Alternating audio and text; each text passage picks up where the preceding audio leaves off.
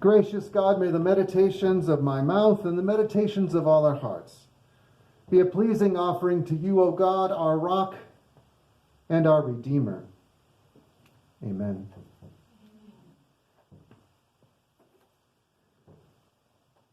Where do we find God?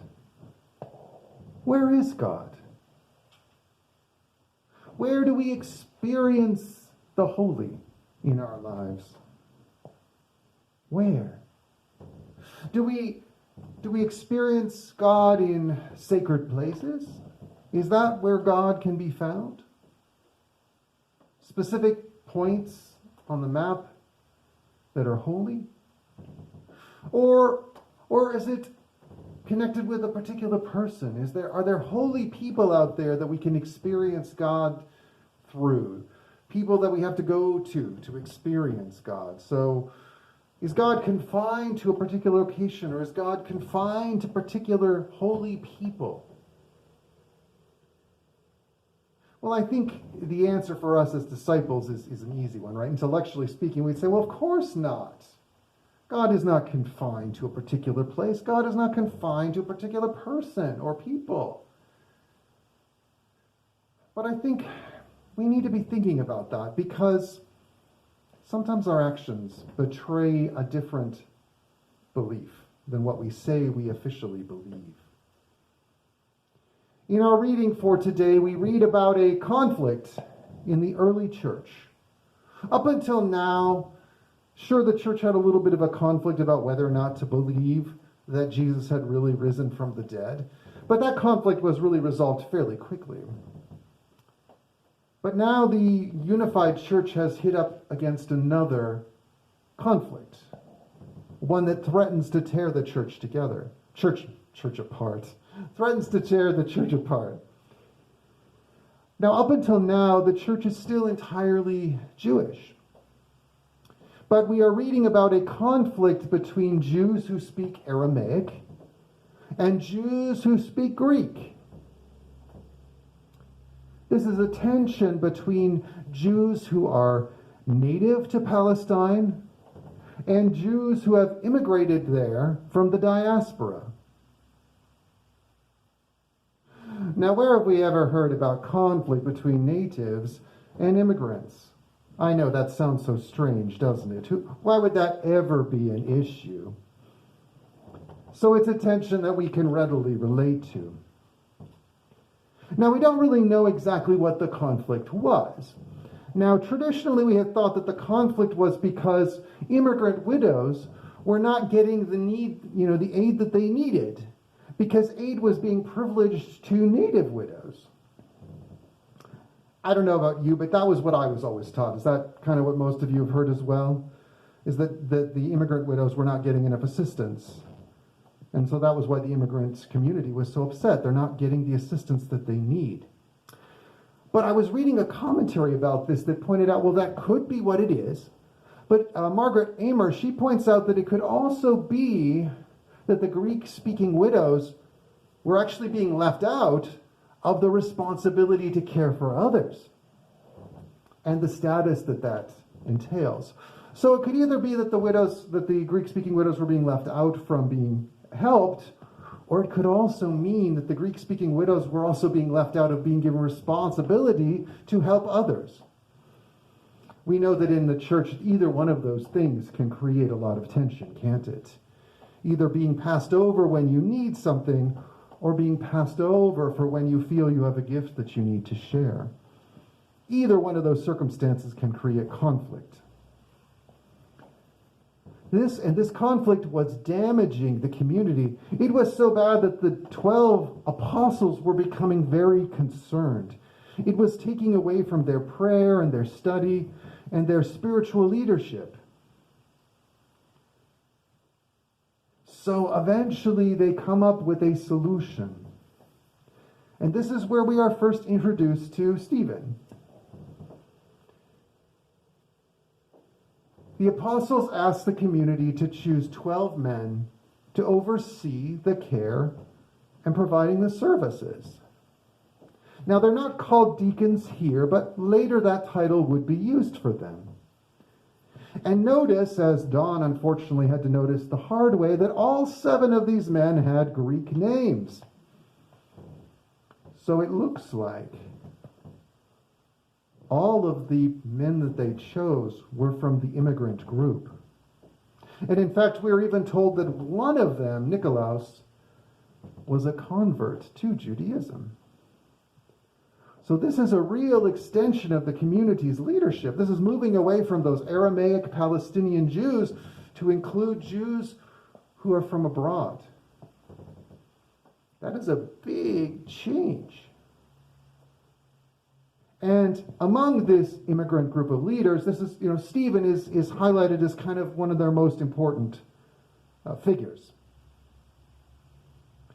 And then in the text we read about Stephen's work and how he really outshines a lot of the other leaders. We're told that he is full of the Spirit and he's very wise, he's very articulate, and he's fearless, which I think if we know anything about the early church, being articulate and fearless can tend to cause problems, can't it?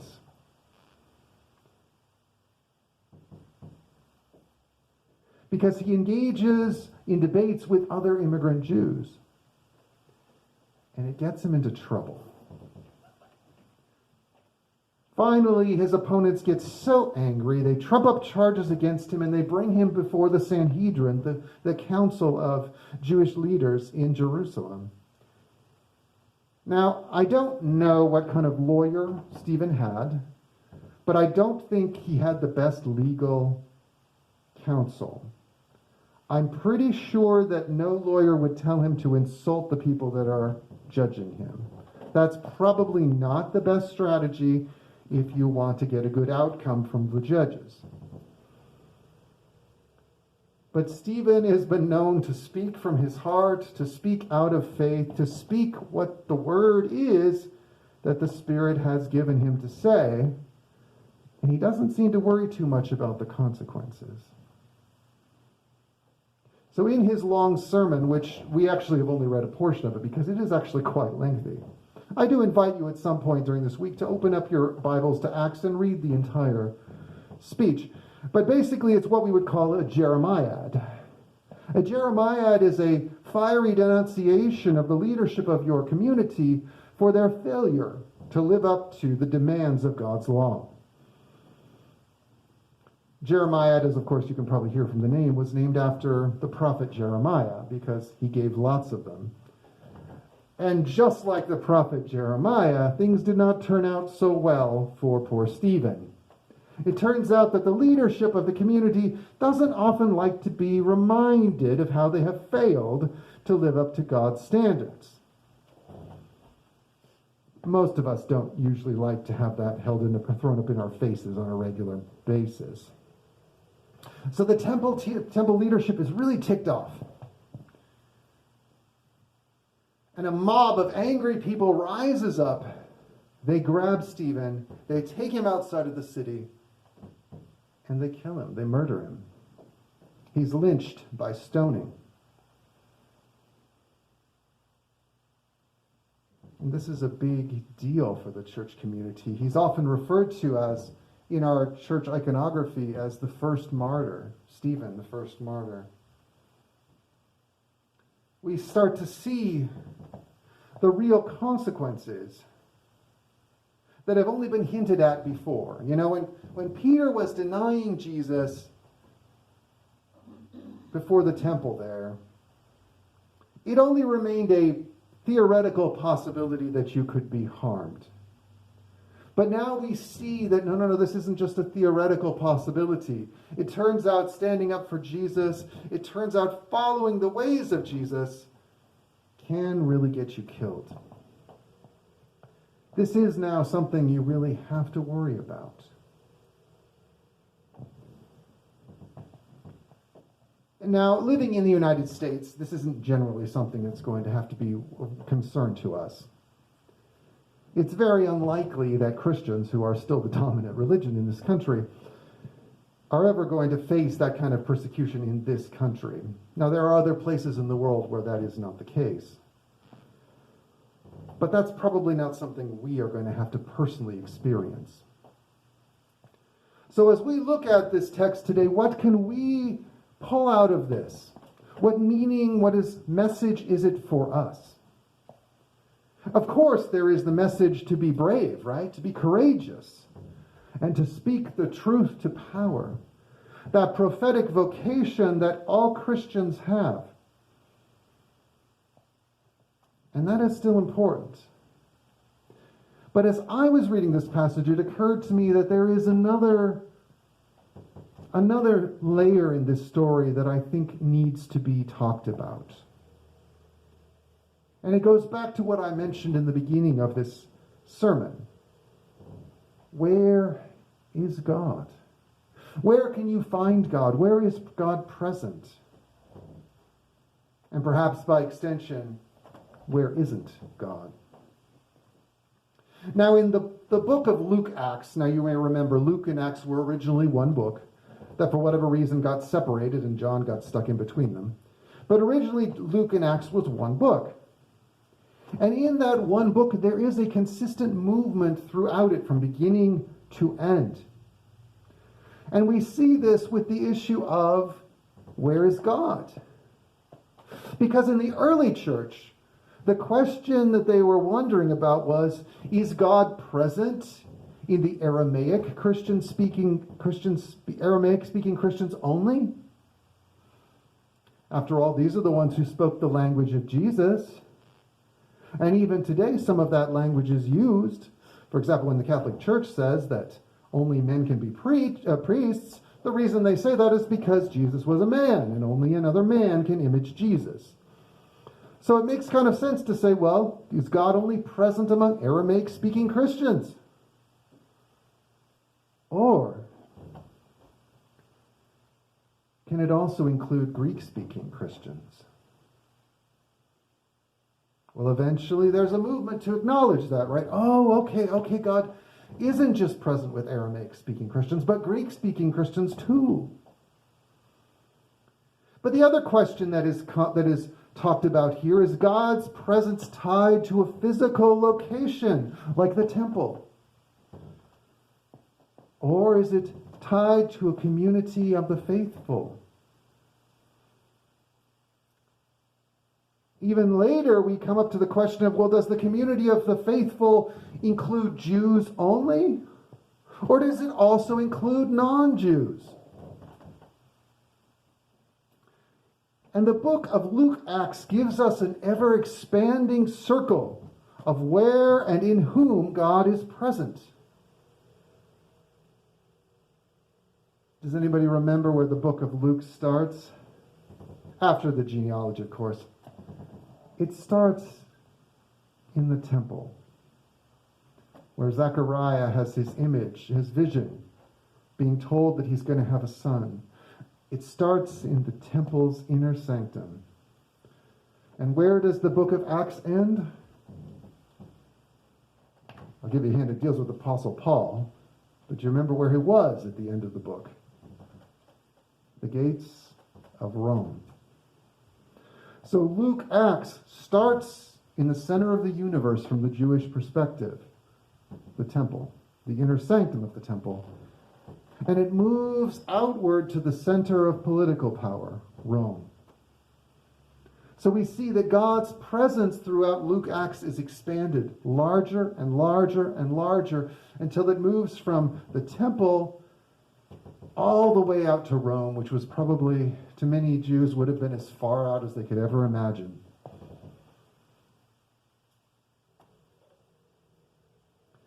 We eventually come to see that God is not tied to any building or any ethnicity, but to all those who strive to lead faithful lives, no matter what they happen to look like or what language they happen to speak.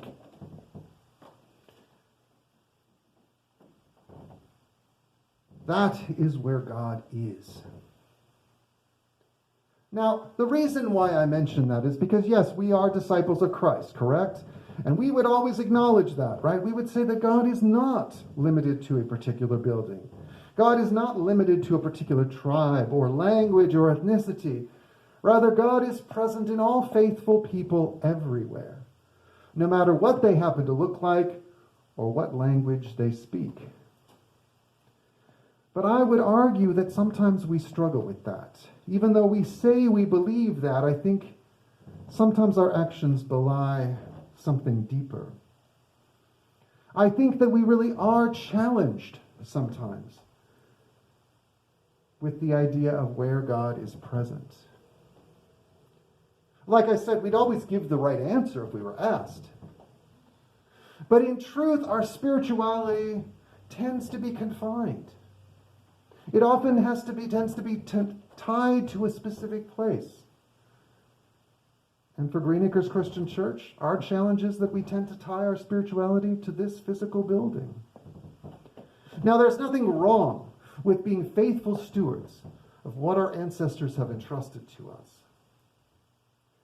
But I do worry that sometimes that we have lost our way, because there are real divisions in our church community. I hear people belittled or people's opinions ignored. And you know what? I have to confess that I am just as guilty of that as anybody else. I have been wrong, and I will be wrong again. I am not exempt from this sinful pattern. But the truth is, it's not this building, no matter how beautiful it is. It is about the community of the faithful. This community. These people. Where all are valued, where all are welcomed. What is ultimately important is that we as a community survive and stay together. A family of redeemed people carrying out the mission of God. That is what's really important. And that's hard for us. You know, growing up, I went to the same church my whole childhood. And even now, sometimes when I have dreams, I'm in that church. Which is crazy, because that church would never allow anybody like me to ever be a leader in that church or even really be a member. But I still have that dream when I wake up in the morning. I'm like, oh, I was back there again. Now there's some weird little details changed. Like often my first pastor of the church that I joined as an adult is often pastoring that church, which again is funny because as a woman she would never be allowed to be a pastor of that church. But it's still in that physical place. So I realize that for me, my spirituality is still confined somewhat to that physical place. Even though I haven't set foot in that building in more than, probably 15 years at least. And maybe some of you also can identify with that.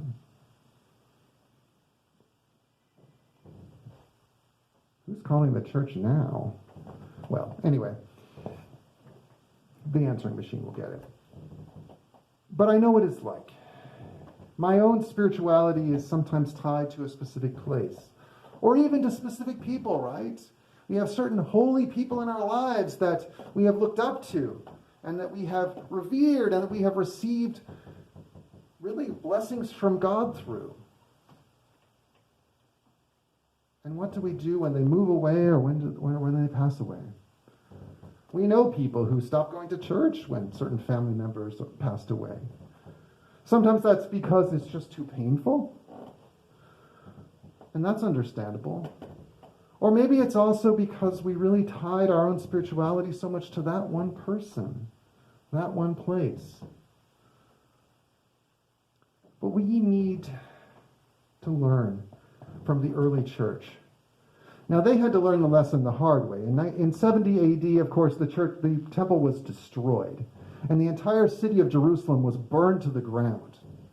They didn't have any choice. They had to sever that tie to that physical location, just like Judaism itself had to. History forced their hand. My hope is that we don't have to be forced, that rather we can grow and our spirituality can enlarge itself so that we can recognize that what is fundamentally important, even to our own personal spirituality, is the community of faith, not where it worships. Because it's the community that is ultimately important here. If we are to move forward, we must declare our value of each other. We must embrace the understanding that each and every one of us is important, that it is the community that is of value. And this building is only as valuable as it is that it continues to serve our community. And we need to be willing to toss it aside if it's necessary for the good of our community. We are running out of time. We don't have room for nostalgia. Let us look to the example of the early church. They gave a voice to those who were on the edges of the community, and they even followed them. And those voices on the edge were calling on them to move their mindset, to change their paradigm in a radically new way, to understand that God was truly present in a way that they could not have envisioned before. It wasn't even tied specifically to the person of Jesus of Nazareth anymore, was it?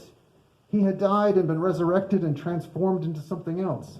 But more and more people were joining the movement who didn't even know Jesus. I mean, we call Paul an apostle, and he never even met the historical Jesus. And for us today, we've never met the historical Jesus. We've never worshipped in the temple in Jerusalem. Many of us have never even been to Palestine. We need to follow the example of the early church. We need to pick up that which binds us to a particular place and realize that what ultimately binds us needs to be the community of people. That is how God acts, and that is where God is truly present. Amen.